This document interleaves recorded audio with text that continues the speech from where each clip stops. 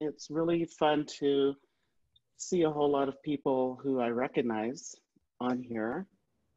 Sorry about that, I was just lost my thing. So I'm going to be doing Indigenous peoples' lands, water, and a bit of an economic acknowledgement that was crafted for us by Melissa Horner, one of our wonderful, wonderful supporters and volunteers. She's Anishinaabe or Ojibwe. In the spirit of knowing the land beneath us, we would like to begin this workshop with an acknowledgement of the Indigenous peoples whose ancestral homelands we are currently standing and sitting on in what is colonially known as the city of Bozeman. We acknowledge that we are on the traditional lands of the Salish and Kootenai, among others. Excuse me, I'm sorry, I made a mistake there. We are on the traditional lands of Apsalika, Salish and Kootenai, Piikani, which is Blackfeet, and Cheyenne, among others. In acknowledging these people and their lands and waters, it is important to recognize that our ability to host a workshop here, in this case, this open forum, and to live and work here is due to past and present colonizing policies, practices of genocide, cultural erasure, and the enslavement of Black people. We acknowledge that 60%, a full 60% of this nation's wealth was made off of these stolen lands, off the backs of enslaved peoples who were only paid in lashes, and the near cultural and physical genocide of Native Americans. In other words, we are all complicit just by virtue of being right here, right now. In making this acknowledgement, we hope to create a space, if even for a few moments, to disrupt colonizing practices that are so inherent and too often invisible in our day-to-day work and lives. In making this acknowledgement, we also hope to continue making visible Indigenous peoples and places, historically and contemporarily, as part of our work towards equity and social transformation.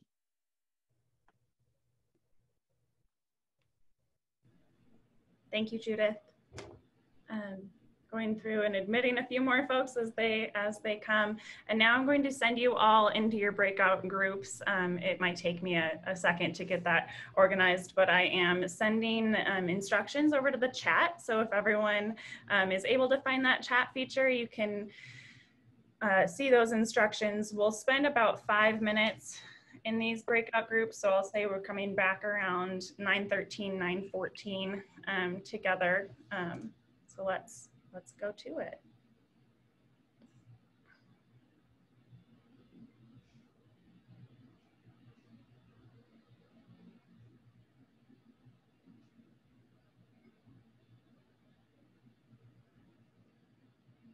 Okay, you should be invited to a room. So join that and then we'll see you back here shortly.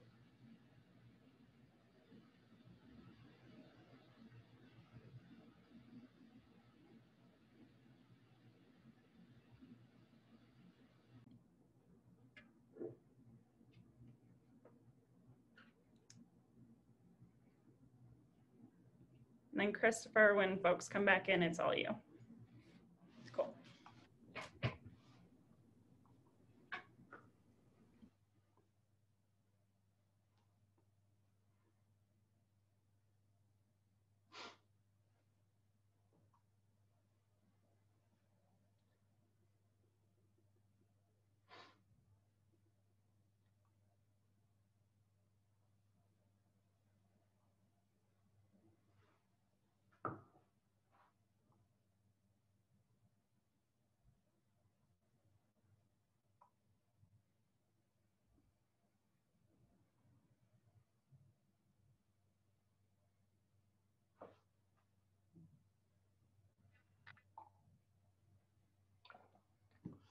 All right, welcome back, everybody. It seems like most people are back from their breakout rooms. I just always reflect on the fact that when we all moved to more like quarantine and working from home, that trying to use breakout rooms was like the hardest thing, and now it's just so quick. I love it. It's we can do it. So it's good to spend time with you this morning. My name is Christopher.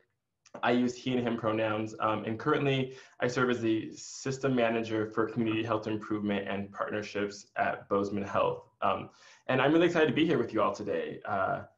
I have a bit of experience serving on boards. I think someone told me that they think that board service is a hobby of mine, which I think might be true, because I just really bad at saying no. But I think it's more that I really do find a lot of, I really do like being able to serve organizations that I care about and be able to help to lead and support the really important work that they're doing. So I've seen and experienced and worked with boards at very different levels of this work around diversity, being more inclusive and building more equitable systems. So that's what I'm here to talk with y'all and lead a conversation about today. Just a little by way of background, a little bit, some of the boards that I'm on right now. I'm currently on the board of directors for Pride Foundation. I also serve on the board for a smaller local nonprofit called Gender Equality Montana.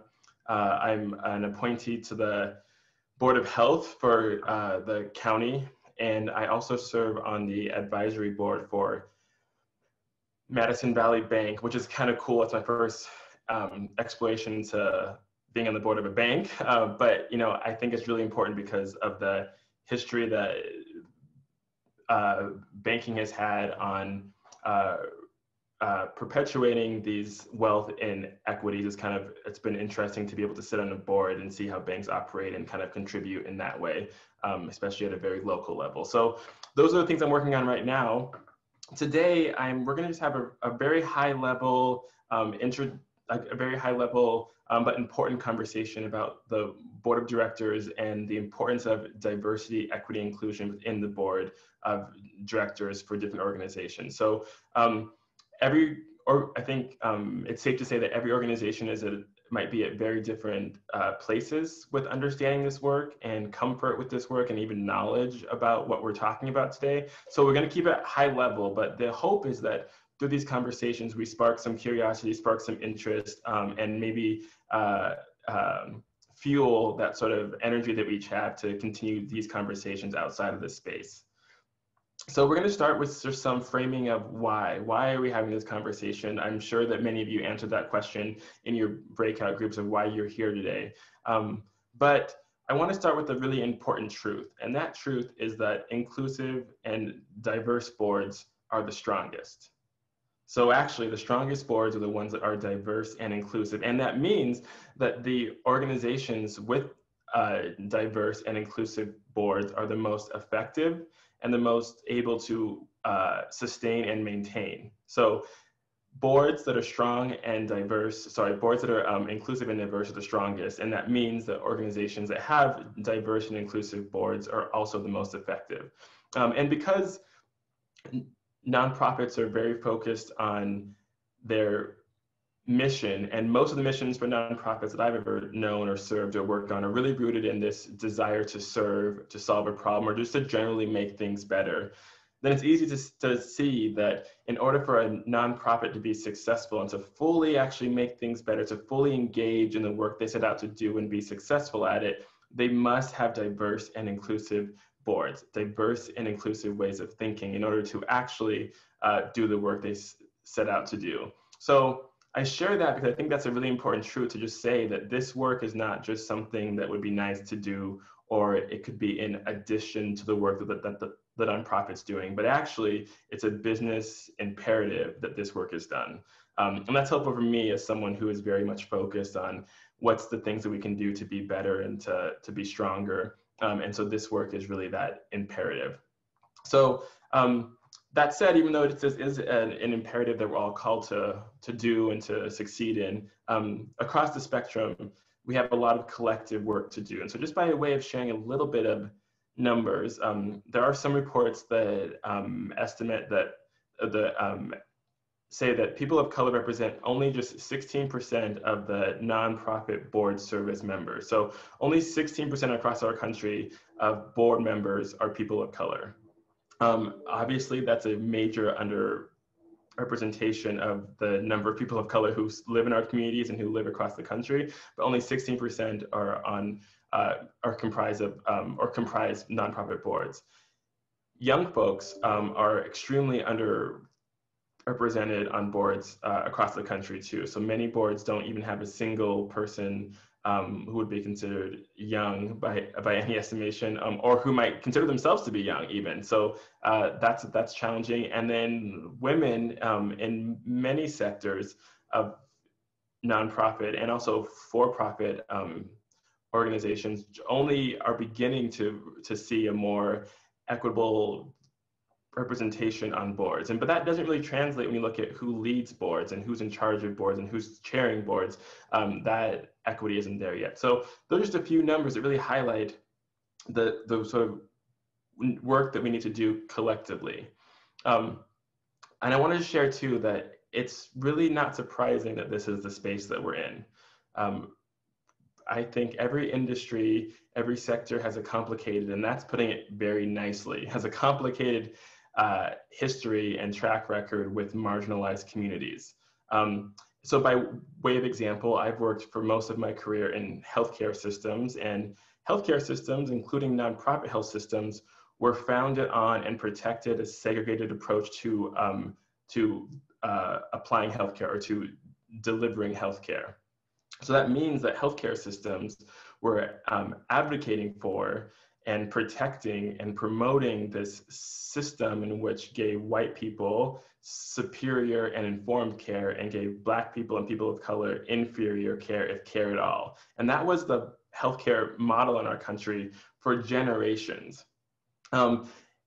They continue today in many ways to fuel the disparities in access and outcome measures that we continue to see, and are largely not seen as places of safety for Black folks and people of color. So if you take that, that truth, that history, and the current state of affairs today, it's not really a surprise that among healthcare boards, 80% of board members are white, right? Still to this day in 2020. So that is just a way of saying that there are reasons that we're in this space. There are reasons that we don't really see boards made up of diverse folks and diverse ways of thinking, because virtually every system that we all work within was founded and rooted in oppressive models that kind of elevated white people or the folks who have power, and then oppressed and sort of subjugated folks who don't. And so we have to work against that. So even though there are challenges, both historic and contemporary, it's imperative that we hold ourselves, our organizations, and our boards to higher standards to correct these generations of inequalities, and work towards an actual future that many of our nonprofits want to see. So the key words there is work. We have to work towards this, and we can't just expect it to happen passively. So that's kind of what we're going to talk about today. So that was just some light early morning framing for the historical context of why we're in this space where we don't have very diverse boards. And I'm going to transition over now to our partners at Montana Conservation Corps to hear a bit about their journey in turning why this is important into organizational action. All right. Thank you, Christopher. Good morning, everybody.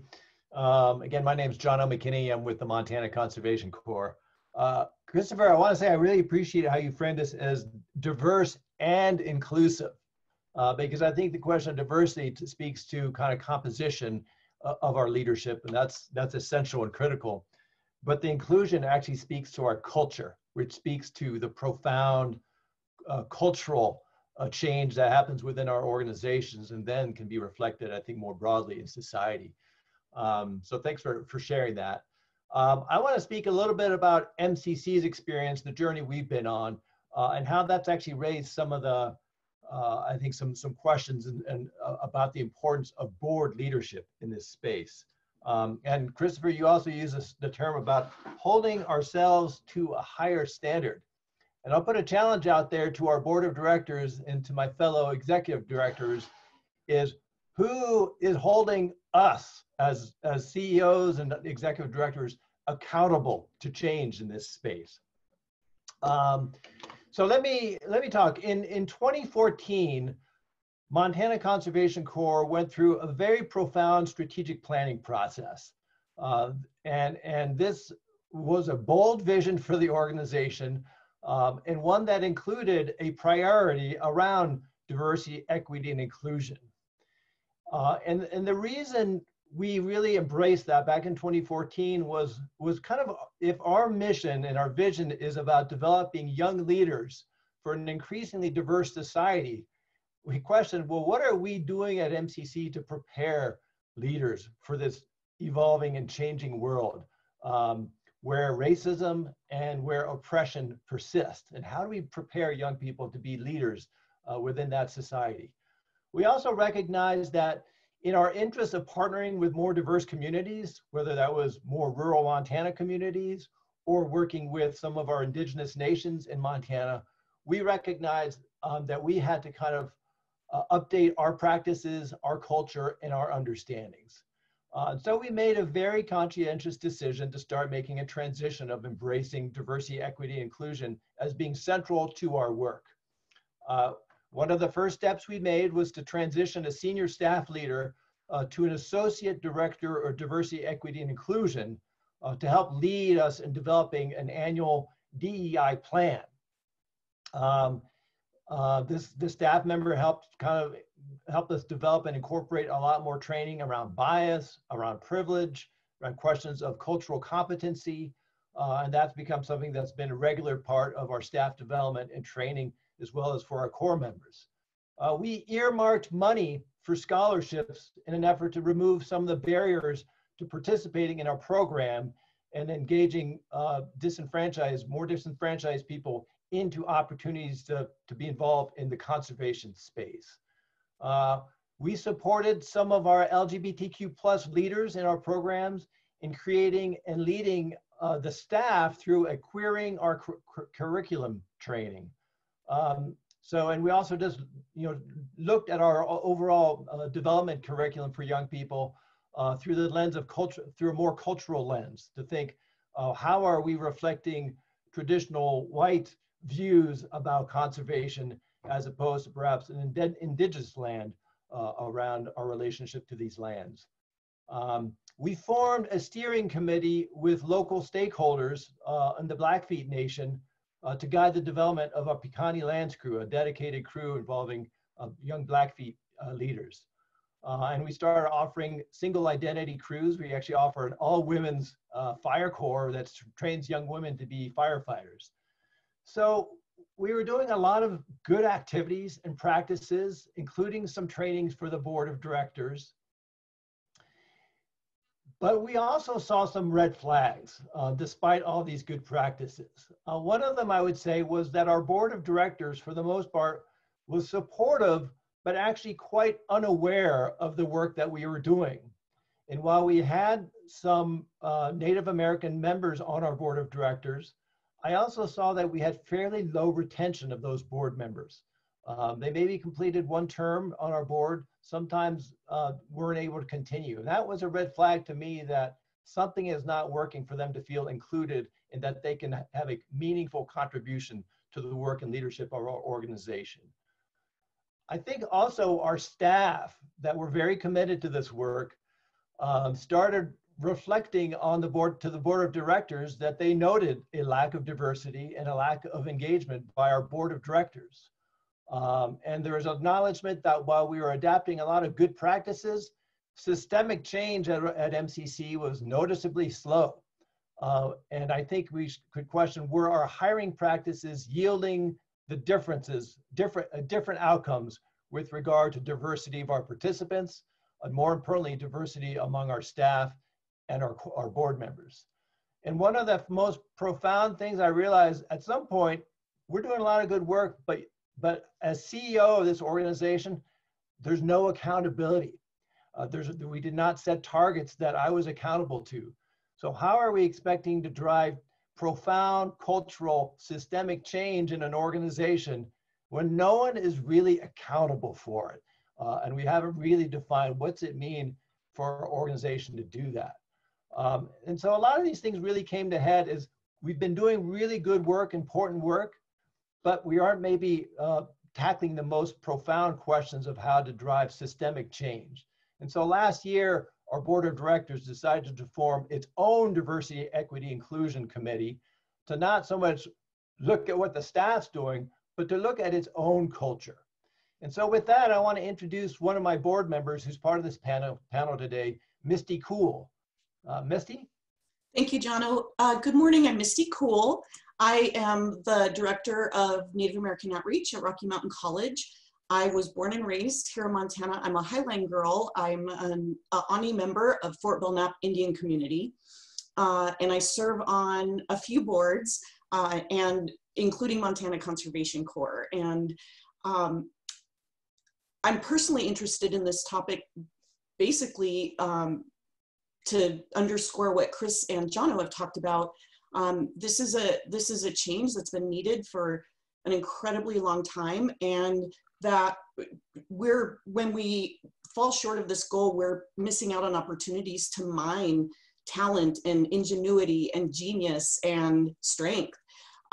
So I'm really happy to be here.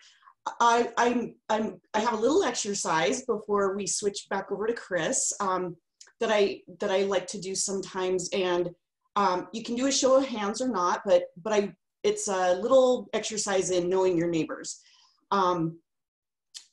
How many of you know how many reservations are in Montana? So I'll just give you, great.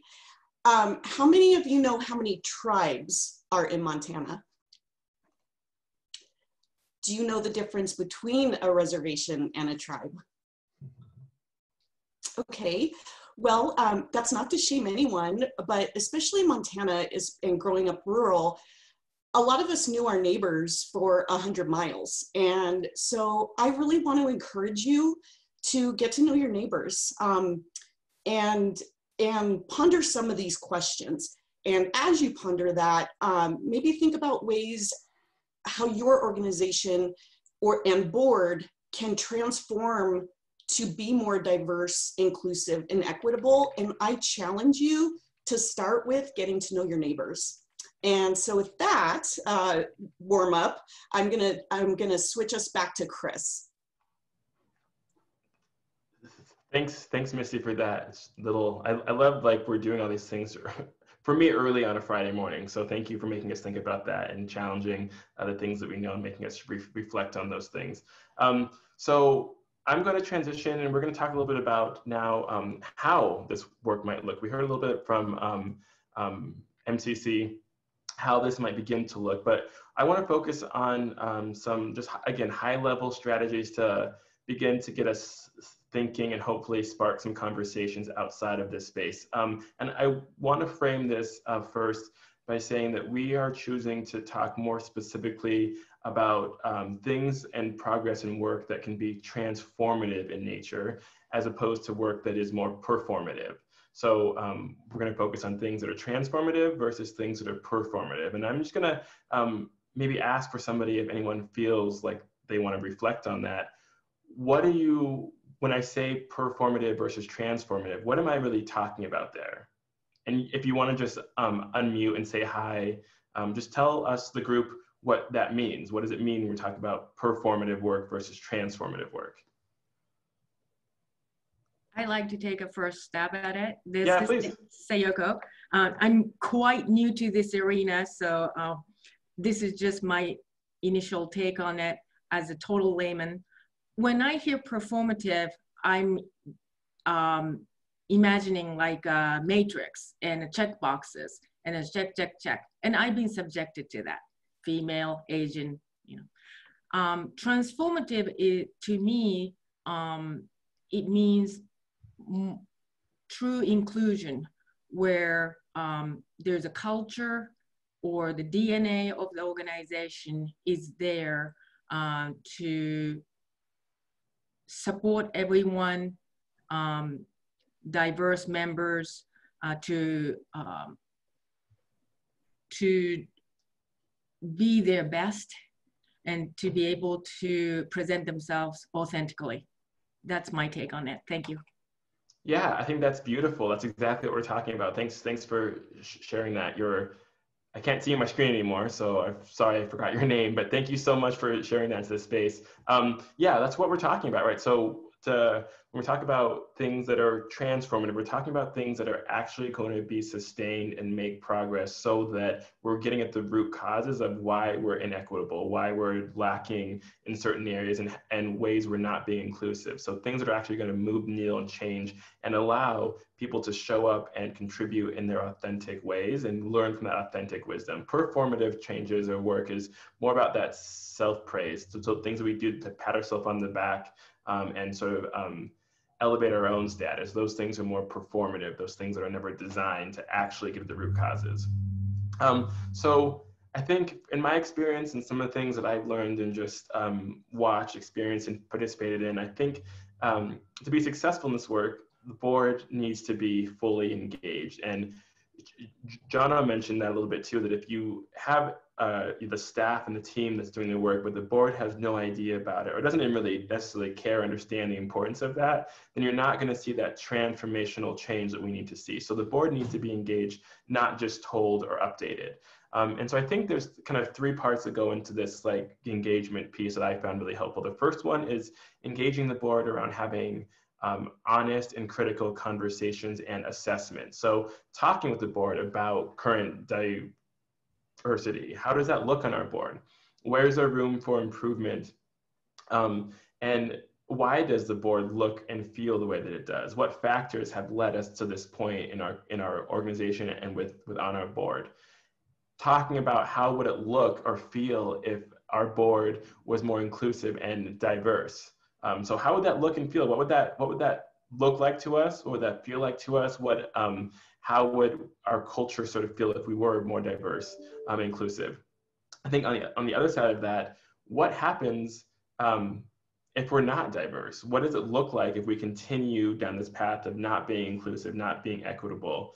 What does that mean for us and our organization? So asking those questions, I think is a really important part, and having opportunities to have those honest assessments with the entire board, I think is a really important way to start that engagement around this topic.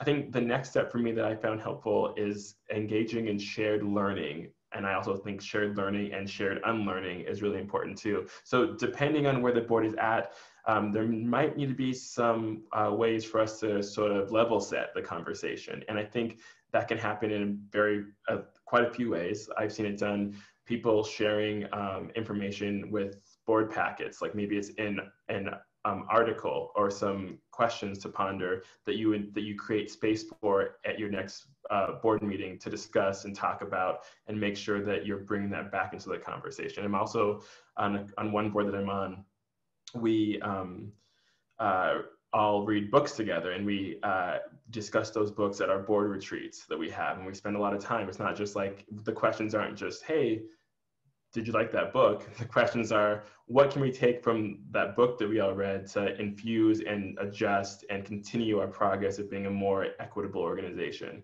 There's podcasts, movies, just natural connection points where you can share resources, share learning, and then have these points to connect around it and have those conversations be rooted in, now what do we do with this, is really important. And I think based on those, I think one of the biggest opportunities for board engagement is in crafting a shared commitment as a board.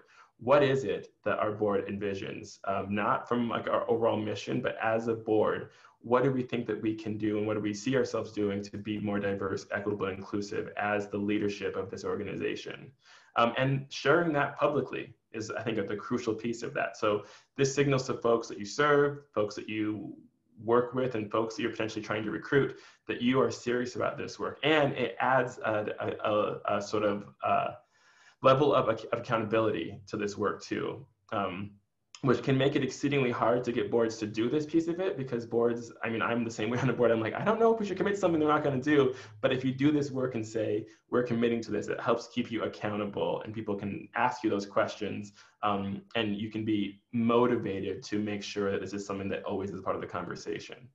So that is, like, I think the first piece is really working to engage the board of directors in this work and bringing them into the process, understanding the why, and getting to a point where we have a shared understanding and a shared commitment.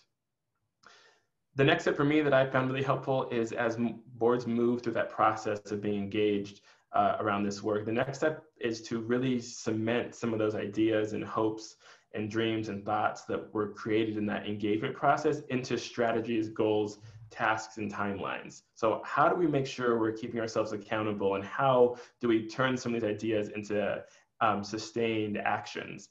And I found that anchoring those strategies into the board strategic planning process is like the most helpful way to do that. Some folks will create there's independent diversity, equity, and inclusion strategic plan. And I think that can work too, but what can happen in that case is that might be seen as work that we'll get to once we realize the work that's actually in our strategic plan. That might be something that we can do after the fact. But if it's anchored into the strategic plan of the board and of the organization, then there's no way that it can be shelved, because it's just a part of the ways that you're connecting and convening around what you said you were going to do.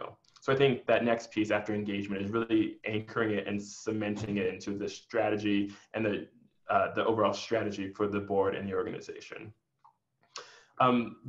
Obviously, if you have strategies, the biggest part of the board is recruitment and the recruitment process. So I think a step that boards need to take is to really critically look at and reevaluate and reorient, and in many ways, their recruitment process. As many of us on this call know, the way that boards usually recruit members is by asking their current members to say, who do you know that would be good at this board? And that's not necessarily bad all the time, but what can happen with that is that we are looking for people who are like us, right? Who have the same sort of skill set that we have, that we're connected to in some way. And that might not get us to a level of diversity and inclusivity that we want, because we might end up with people who all have the same sort of educational background, who have the same social circles, who have the same or very similar lived experiences. And that is a disservice to the kind of board that we want to create. So really looking at how do we reimagine and reorient that process. And so questions you could ask ourselves are, how are we recruiting? Does that system work? And then looking at what barriers might exist and how you might overcome them. Some examples for that: if you are on a board and you are seeing that you don't have very many young folks on your board, but you meet, at noon on a Tuesday, maybe that time that you're meeting is not conducive to the sort of age diversity you want to see in your board. Maybe it's worth moving that meeting to a time that people who don't work 9-to-5 jobs can attend, or people who aren't retired can attend. If you are someone who wants to see more people who have children, maybe you're a group that serves working families, but you don't have anybody with kids, or the sort of age group that you're working with. Why is that? Is there a way that you could begin to think about how might our board support the childcare needs of our board members? There's a lot of creative ways to do that I've seen done that can be really equitable.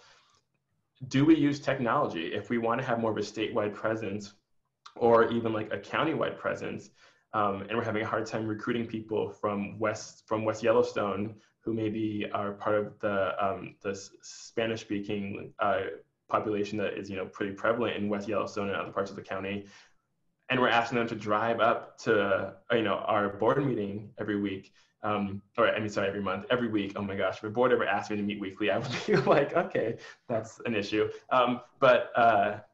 Every month, and we're seeing that they're not able to. We're not going to retain folks from those other areas outside of our core. Why is that? And I'm a strong advocate that if you're going to use Zoom meetings for board meetings, I think it's more equitable to have everybody be on Zoom versus just some people, right? So if you have one person who's joining by Zoom and then everyone else is in a room together somewhere else, is their voice really being heard? Are they really engaged? Is that really an equitable and inclusive decision-making structure?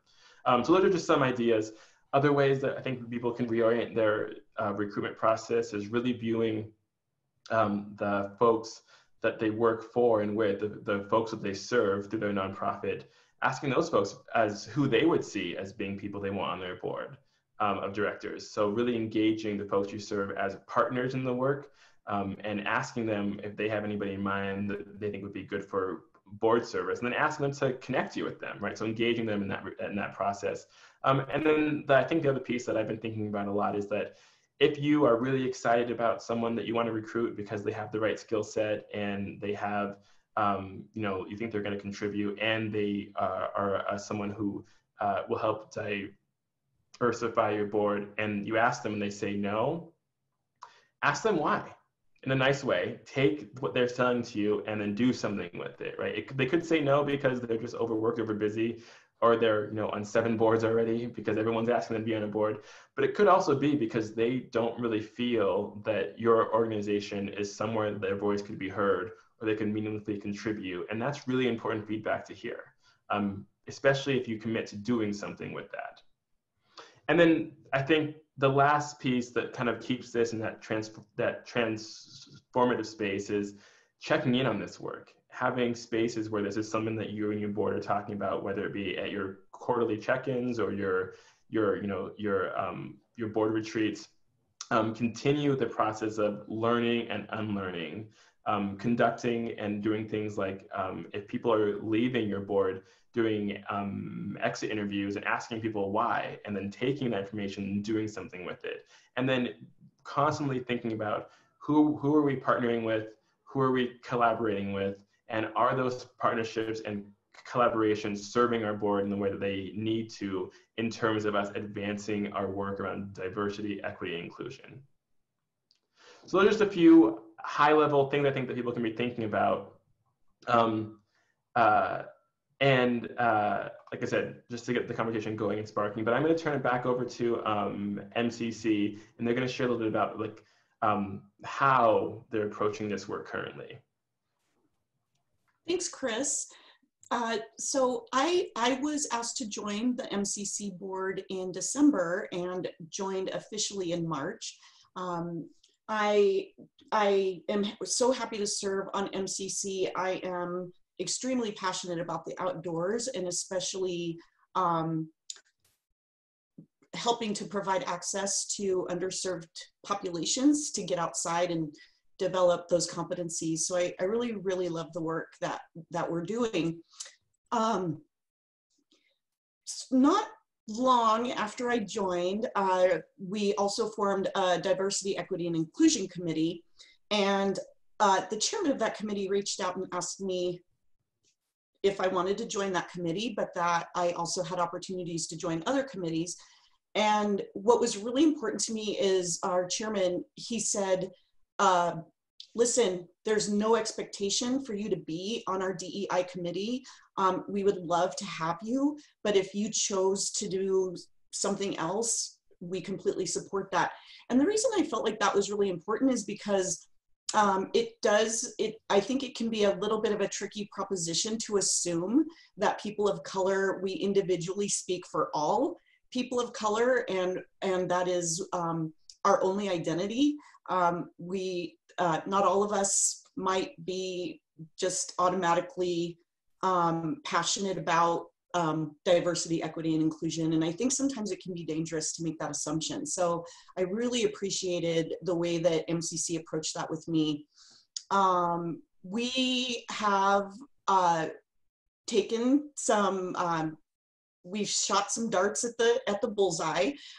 We started with some training. We did something really powerful. We did one-on-one interviews. So what Jono did is he assigned board members to interview each other and ask some pretty tough questions about diversity, equity, and inclusion. And it was my experience with the board member that I got to interview. It was an amazing, uncomfortable, vulnerable, transparent conversation that I don't think we never would have had unless we had done that exercise. And to be quite honest, this was a person that I'm not sure, like Chris said, we tend to seek out people that are like us. And this is an individual that I'm not sure I would have sought out to get a beer with or hang out with. But this conversation prompted just a bond. And I really, really appreciated that. So, and that's something that I would encourage your organizations to do, especially if you have a large board, and especially during this time where it's kind of challenging to meet in person. We've done JEDI definitions and videos. Does everyone know what JEDI means? I had to look it up. So JEDI, it means justice, equity, diversity, and inclusion. Did I get that right, Jono? Okay, great. So if you were like me and just didn't automatically know what that meant, there you go. You're welcome. Some challenges that we've experienced. Well, I've been hearing from a lot of boards, we're all sort of experiencing the same things that, like Jono mentioned, this was on our radar in 2014, and it was just something, this lofty goal that we talked about, but never really did anything about. Like, you know, it was we need, we should, and I think we're doing pretty well now at being able to say we are. So if you're in that need and should language, I challenge you to transition that to we are. What are you doing? Set some goals and just get going.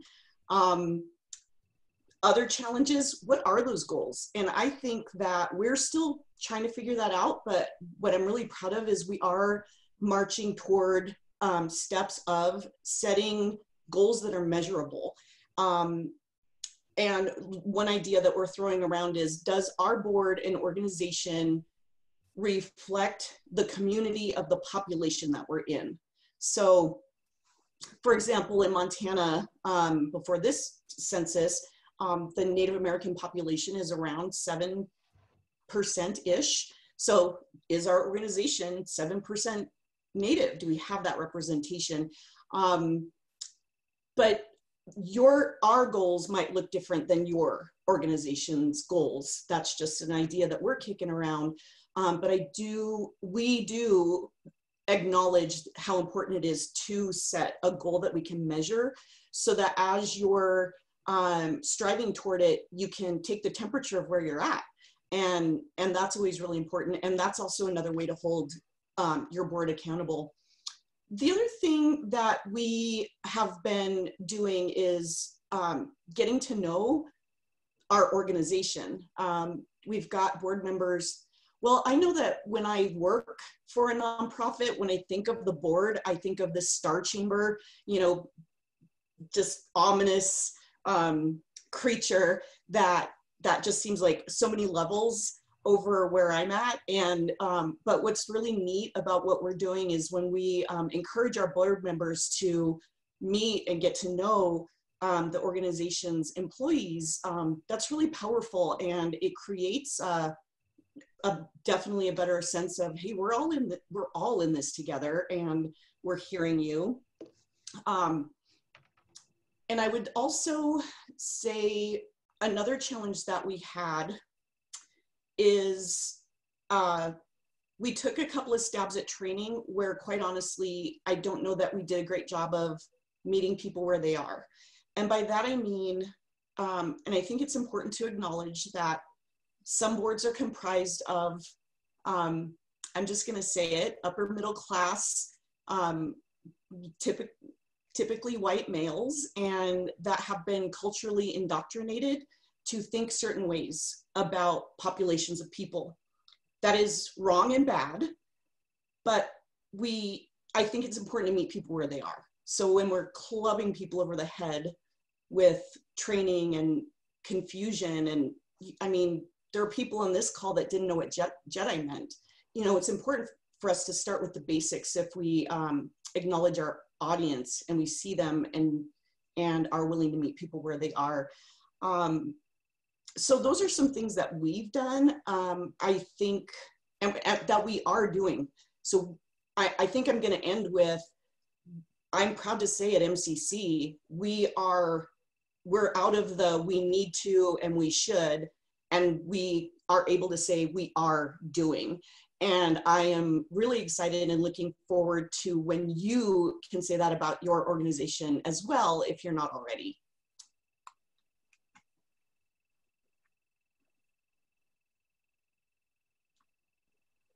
Maggie.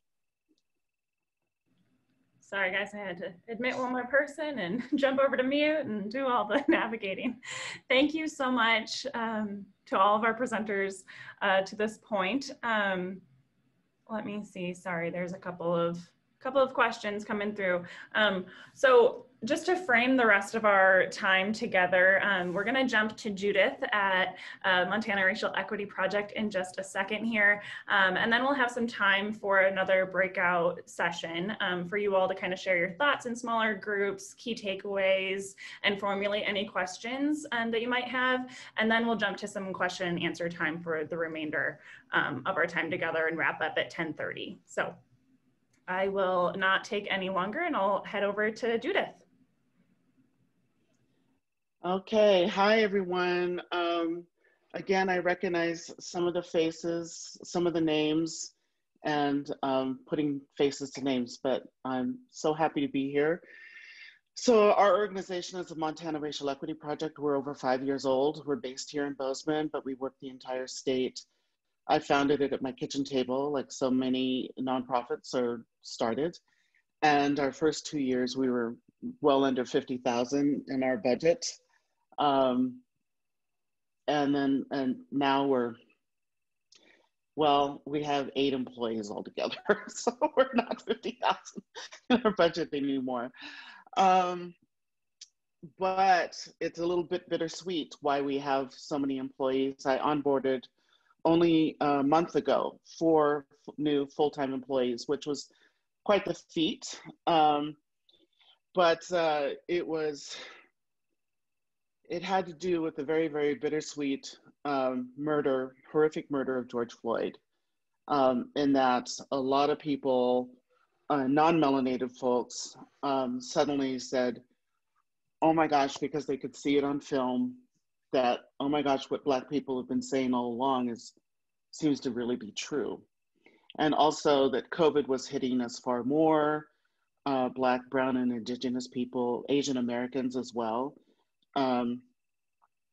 So our individual donors skyrocketed, and the amounts that were coming in were very generous, and also from foundations who were reaching out to us, which was lovely. So we had been dabbling in equity, inclusion, and justice consulting. Prior to that, we were doing mediation. We were doing just sitting down for a few hours with organizations here and there. We didn't really have the time to be able to do it. I was growing the organization. And now we have someone dedicated to it full time, and also some part-time people working on it. So who I haven't even included in that 8 staff member thing. So we are doing that now. And I just wanted to let you know that the framework, everything that we do, is through an intersectional perspective in which we encourage collaborators to identify the ways in which race, class, gender, ethnicity, sexual orientation, ability, and status influence systems, institutions, and policies. Intersectionality is crucial to racial equity work. Through this framework, we advocate for all historically marginalized and oppressed people while keeping racial equity at the core of all that we do. So we help organizations, groups, and educational institutions and businesses to build inclusive and equitable workplaces. We strive to achieve equity, racial justice, and positive transformational change for Montana's historically marginalized, disenfranchised, and oppressed peoples in personal, social, systemic, and structural arenas. Our organizational and leadership services include EIJ consulting, equity, inclusion, and justice, organization-wide assessments, strategic planning, keynotes, and training. We also coach following working sessions to support the implementation and the building of any organization that we're working with, their new racially equitable and inclusive culture. We recommend 10 to 20 hours of coaching with the executive or team leading the EIJ work, including members of the board and or senior leaders, to build capacity to accelerate and sustain equity and inclusion work moving forward. So why don't we call our work DEI or JEDI? We believe the term diversity has come to represent something smaller with less focus towards direct action and racial equity. bringing BIPOC folks, Black, Indigenous people, and people of color. So bringing Black, Indigenous, and people of color into a space that does not support racial equity and justice can cause serious harm and hinder an organization's ability to retain BIPOC employees. So before making a purposeful effort to bring more diversity into the workforce, an organization must establish a racially equitable culture by examining its policies, practices, and procedures for any barriers, overt or subtle, that might limit a new person's ability to contribute, and that justice for all will be the result. And actually, factually, across the nation, when organizations talk about diversity, they want to increase their diversity, who has benefited the most in all of that have been white women. So it's overwhelming. That's an overwhelming factor. So this is all part of the transformational change in saying that if you've got true equity, and if you've got true equity, you will have diversity. If you've got true inclusion, you will have diversity. And with all of that, you will get justice. So we work with an organization to develop a specific and detailed aspirational action plan, one that fits them. We detail out a comprehensive or outreach strategy to strengthen your talent pipeline, detail processes your organization can use by which to build an inclusive and supportive environment, which will enable you to attract and retain a more equitable and inclusive team and board. We recommend ways by which your organization can increase equity and inclusion in senior management and the board of directors. Guide you in making sure EIJ is included in your mission and vision statements, your promise, your North Star theory of change. So all of this is really important, and there's just so much to it, but overall and overarching is to transform organizational culture within your board, as we're talking here, and also, of course, within your staff members.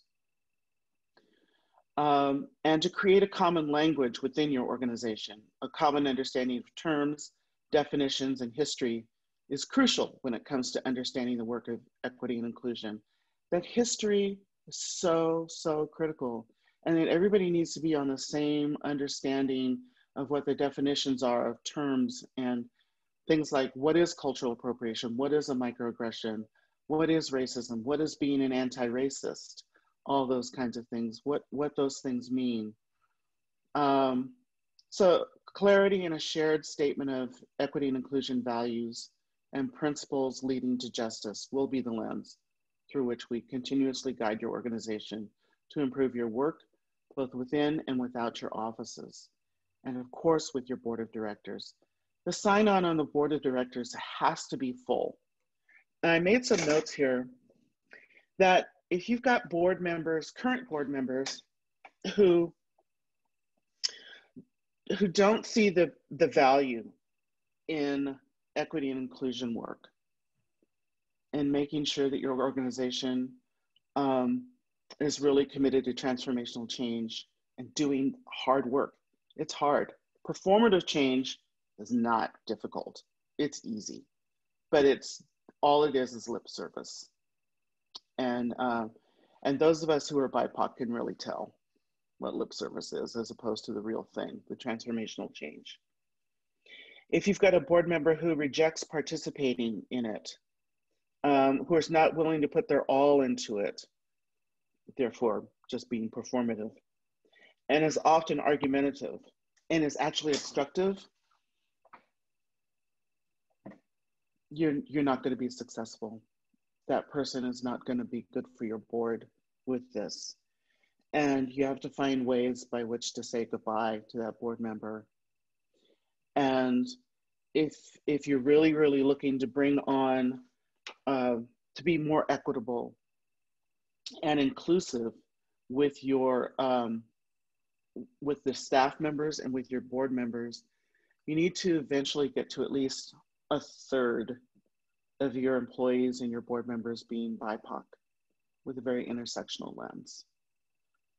So to bring on one Native person, to bring on one Black person, to bring on one queer trans person, to bring on one person who has some physical disabilities, that's just checking the boxes, that's just transformative. You really, really have to go out and find your people. And that's one thing we also do is for fee, of course, this is all for fee, and it is expensive because it's hard work, and we're doing it not only from our studied knowledge, but our lived experience, where we are actually subjecting ourselves to trauma by doing the work that we're doing, and in the oftentimes very innocent questions that are asked that are trauma-inducing in the work that we do. But we're really, really dedicated to this and really, really wanting to make the world a better place for everybody. Because if you make the world a better place for all BIPOC, everybody gains. It's to everyone's advantage. So yeah, I just see somebody clapping right there, so thank you for that. But it's so true, it's very, very true. If you've got a board right now of say 7 or 15, and nobody's going to be leaving very soon, or maybe you have one person who's going to be leaving soon, or maybe 2 people, maybe what you want to do is consider expanding the size of your board and bringing on a number of BIPOC at the same time. I personally would not want to be on a board and be the first Black person, the first senior citizen, the first person who has a disability. I would not want to do that. That's very tokenizing, and it's very, very stressful. You need to bring on several at a time. So that's very, very important. And when Jono was talking about looking at their board members who were BIPOC and how they didn't stay very long, that does say something about that. If they felt like they were just, they might have felt, I can't say probably, but they might have felt like they were not understood, that because we bring our culture with us, and we bring a whole different viewpoint and a whole different way of thinking in many ways. So if we feel like we can't connect with anybody else on being on the board, then why stay on the board?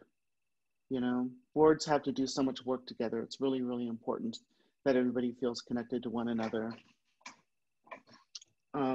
So anyway, we just want to help your organization lean into new and creative ways to measure your progress and ensure that your organization is living and practicing your equity and inclusion values and principles throughout your organization and your work. So that's pretty much it in a nutshell. There's so much more that I could say, but you know, we're running low on time. But we do have a process by which people can make an inquiry of us, and some links have been put up in the chat field, and some books that we recommend that people read.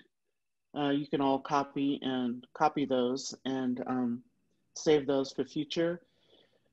We are currently in negotiations with a few nonprofits and one for-profit for doing EIJ consulting with them.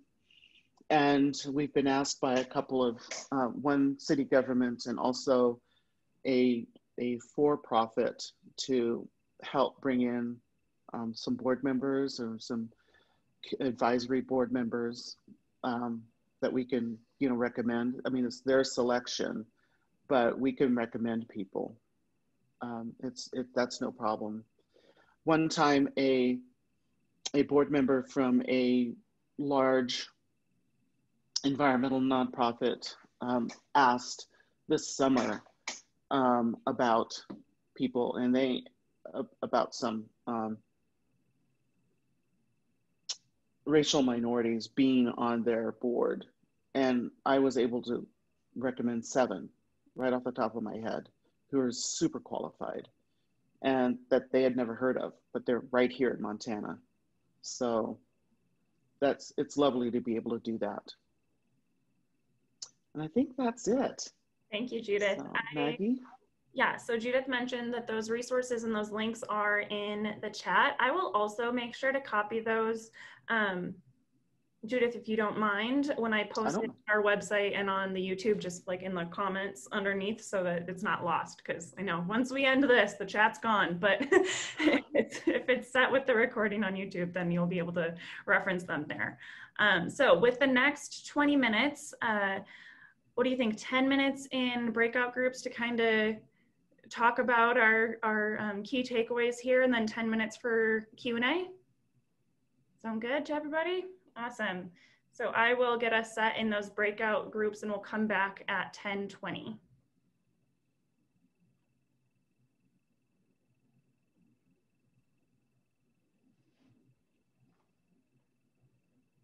Okay. You should be asked to join them. Not yet. No? No. Okay. There you go. There you go. Thank you.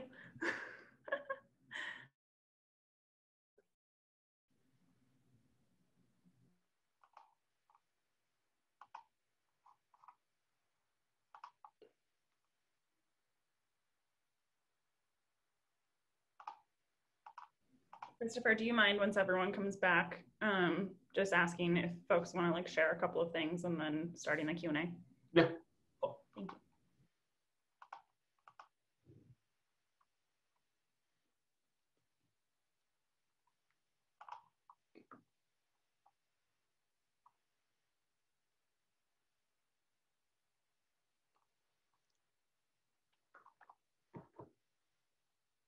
We had one person a while ago ask in the chat when an appropriate time to ask questions would be.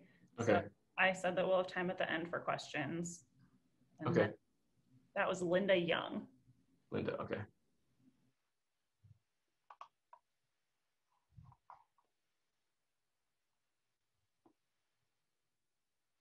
Welcome back, everybody. It's good to see all of you. So we have about 10 minutes left, and so I want to open it up, and I want to hear if anybody wants to share any reflections they had or any key takeaways, any aha moments or things that are going to stick with them.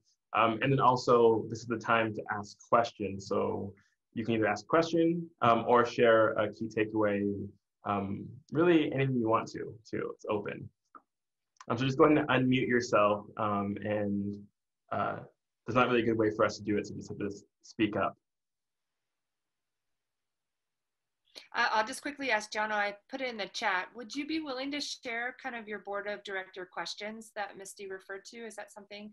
Sure. That yeah. Is okay. Yeah. I kind of put you on the spot. If not. No, that's fine. I'll see if I can find them and put them in the chat. Curious about those. Thank you. Excellent. Thanks, Elizabeth. And is there any other questions or reflections? Yeah, go ahead, Linda.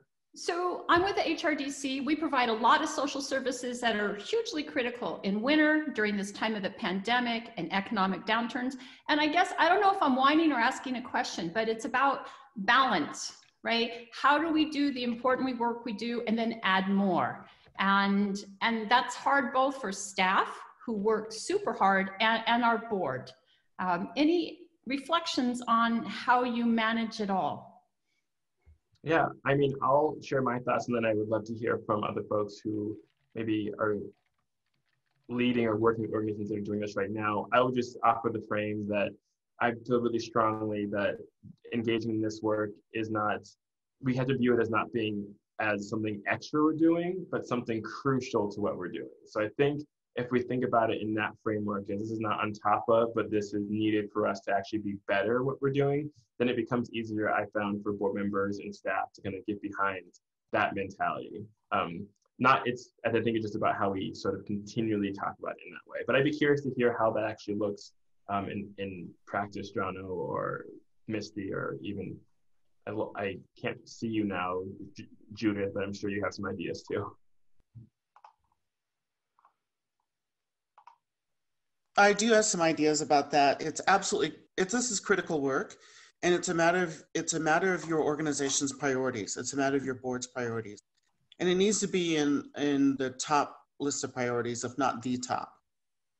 Maybe in the first 3 priorities, this work. And that's where some of you may have noticed that there was an article in the Bozeman Daily Chronicle yesterday or the day before about the schools and the Bozeman Unified School District in its plan to open fully on a rolling basis, disregarding science, and how this puts BIPOC families whose children are involved in schools, how it is requiring us to self-segregate, which is basically a discriminatory thing, because we have to keep ourselves safe because we're much more likely to get COVID and much more likely to die from it, BIPOC people. And the school superintendent just has not reached out to us, had been promising to reach out to us and had not been reaching out to us. And even in the newspaper interview said, well, you know, we've been concentrating on this and concentrating on that, when instead of recognizing that the health and welfare of the BIPOC students are really, and their families, and thus the community, are a high priority in this whole thing and should have been considered in the beginning. So that's the kind of thing I'm talking about, is that now it's come to this where, you know, where there's just this break because it wasn't considered in the first place. That's just an example, but I hope you guys can understand that. I'm talking on the fly here, and have a little bit of heat behind that for me. So just wanted to say that. Yeah, thank you for sharing that with us, Judith. But yeah, I think like the key takeaway for that is that you have to think about making it a priority and not extra work, but part of the work that you're doing. I think there's probably ways where you can, you know, think about the programming that you're doing at the HRDC from a programmatic level and start those conversations of how are we making this more equitable and inclusive, this work, and starting it as those conversations that are specific to those programs, and then elevating those to like overall strategy for the entire organization. And then we've got, so somebody had asked for that article to be linked in the chat, so it's there as well if other folks want to take a look. And it looks like Molly Picall, do you have your hand raised, Molly? Yeah, thanks. Yeah. I just wanted to share an observation. I see a few of my fellows in philanthropy on this discussion, and you know, I think a lot about my role in working with philanthropy programs across the country for the Trust for Public Land. A lot of times we think about recruiting board members, we think about bringing in our big supporters on the board. And our role in connecting people and building a relationship for the organization can start with who we're building those relationships with, and what are our donors, who are we going to be supporters of our work, and are we being inclusive in that. So I just encourage everyone to be thinking, not just at starting the conversation at the top of the board, but what does that pipeline look like from the bottom when you're starting to build relationships with supporters who will eventually, hopefully one day, become your board members. That's great. Thank you for sharing that, Molly. I think also for folks who are responsible to like fund programs and fund organizations, really thinking about who are we funding and why, and do we have standards around advancing racial equity to the way that we reallocate and distribute funds? I'm sure that you read this book, Molly, but one of the best books I've read recently is a book called Decolonizing Wealth. It's all about looking at the way that philanthropy plays a role in either perpetuating or dismantling the wealth inequities. So it's great. Thank you, Molly. I think, who wants to go next? Whoever. How about Elizabeth? How about you? Thank you. This is in response to Judith's comments, and it's a much bigger topic than can really be covered here. You know, a lot of us are small grassroots organizations that I see represented, and mentioning the Bozeman School District, which is a huge employer in our community, and therefore their actions really set, like the hospitals, like the universities, the tone for the community because they have such a big impact. And I was on a recent conversation about diversity in their teaching staff around people of color and kind of moving forward. And then also kind of reaching out into the community of educators and at the leadership level with the board, because I feel like they feel like going back to school is really about closing the equity gap, in that there's a whole argument around that there are kids that need to be going to school who are not being served by the remote. It's not necessarily a question of health. It's about a question of, you know, kind of opportunity and needing to be in schools, where many people of privilege should be keeping their kids home. And that's like a subtlety in this argument for going back to school, but it's a whole big issue. But I feel like in watching the school board, there is a mentality among them, and I would love for Judith to reach out to the school board and work with them around that, because they're just on their heels around this issue. I just listened to Andy Willett and some of his language and things like that, and you're just kind of, you know, Andy is not a bad person, but he's representing our community in such a big way, and he is very unaware of the issues that Judith is bringing up. And so anyway, I don't know where I'm going with that, but it is this like difference that I feel like they're really trying to help people of color and newcomers and people with the like equity issue gap. And, you know, kind of Judith's response is like, no, you're not taking in the whole picture. So anyway. I will tell you that in early August, at least 2 weeks before the school district had decided whether it would be a blended or totally at home or totally in school, at least 2 weeks before that, I actually reached out to Marilyn King, the deputy superintendent. And she said that, yes, they really, really wanted to talk about this, you know, as far as equity and inclusion and BIPOC families and students with schools. And then, but later I hadn't heard back from her. And then when I did, it was like, well, actually our superintendent, Bob Connors, wants to talk with you directly about that. And that was still in late August, but he won't, and then that was mid-August. And then by late August, I communicated with her. I haven't heard back from him yet. And she says he's been really busy with the schools opening and everything. So he says he'll get back to you in September. It's now what? October 21st, 22nd, something like that. And I have not heard, here we are experts right here in the community. We're a phone call away. We're a 15-minute drive away at most. And I still haven't heard back from them. So it's not like I hadn't reached out at all. I had already done that, and I'm done reaching out. It's time for them to reach out to us.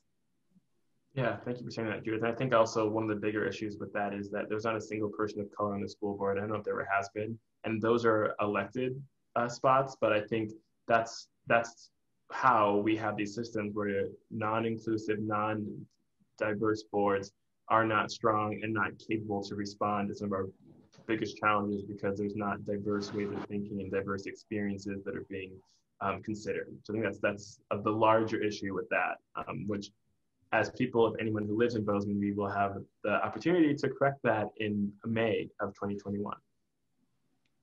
I think I know we're over time, so if there's any other questions, Maggie, actually, I don't want to steal your thunder or your time. So you want to close us out, please do. Thank you.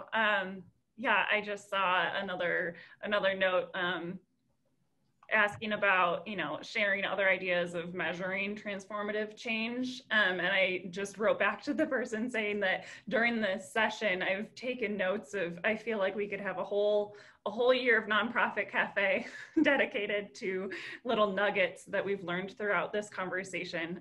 So I don't think that this is the last Nonprofit Cafe on this topic by any means.